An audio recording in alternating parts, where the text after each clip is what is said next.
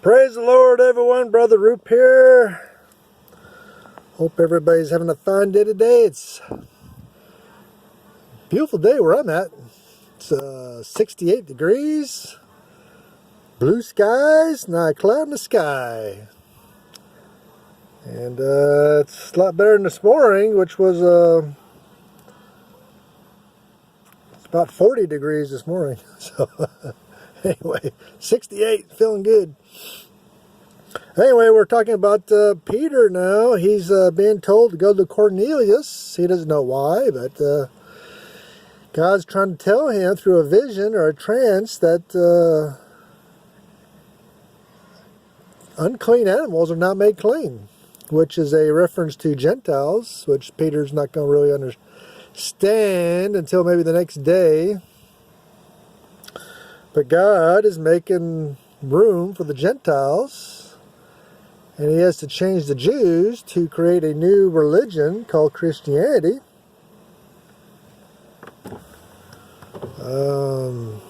So he's getting rid of Judaism. And he is trying to mix in Jews with Gentiles to make a new religion. Some Jews are going to go for that, most will not, as we'll see later on down the line. But Peter saw his vision of unclean animals, clean and unclean, coming down on a linen tarp from heaven, which a voice said, "Speaking to eat." Peter gives a little pushback because he's still hanging on to the law of Moses and the ceremonial laws, at least. And he says he has never eaten an unclean animal before. But there he is with Simon the Tanner, making himself unclean by where he's at. Anyway, Peter's learning. He's changing. He's got to change first if he's going to change anybody else. So I feel for Peter. It's a big change. Big change for Peter. Okay, we're in Acts chapter 10, verse 15. And it says, "And the voice spake unto him again the second time, What God hath cleansed, that call not thou common." So, God has to tell Peter a second time because Peter's just not getting it.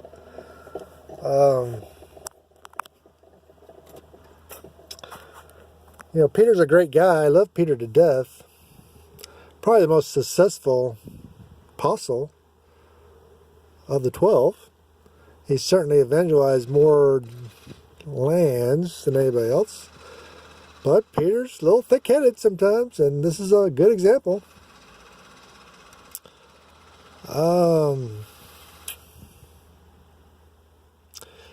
Common. The word common is being used here.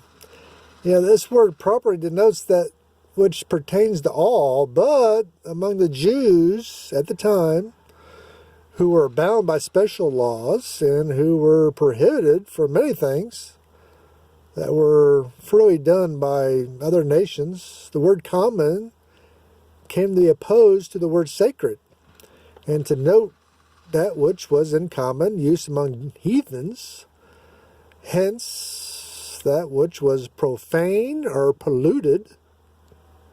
Here, it means the same as profane or forbidden. Unclean, ceremoniously unclean, that is, that which is forbidden by the ceremonial laws of Moses. And so Peter's in this transitional period where he doesn't want to make himself unclean by eating unclean animals, but he's making himself unclean by being with Simon the Tanner, because tanners dealt with animal hides, and touching anything dead made you ceremoniously unclean. So, but verse 15 says, "What God has cleansed, what God has pronounced, are declared pure." If God is commanding you to do a thing, it is not impure or wrong. God could change things if he wants to. Perhaps Peter would suppose that the design of this vision was to instruct him that the distinction between clean and unclean food, as recognized by the Jews, was about to be abolished. But the results show that it was a higher and more important design. It was to show him that they who had esteemed the Jews as unclean or profane, which was the entire Gentile world, might now be admitted to similar privileges with the Jews. That barrier was being broken down, and the whole world was admitted to the same fellowship and privileges as this gospel. But, things like this don't change overnight. It takes years of change, slow change, years of people slowly changing their minds. The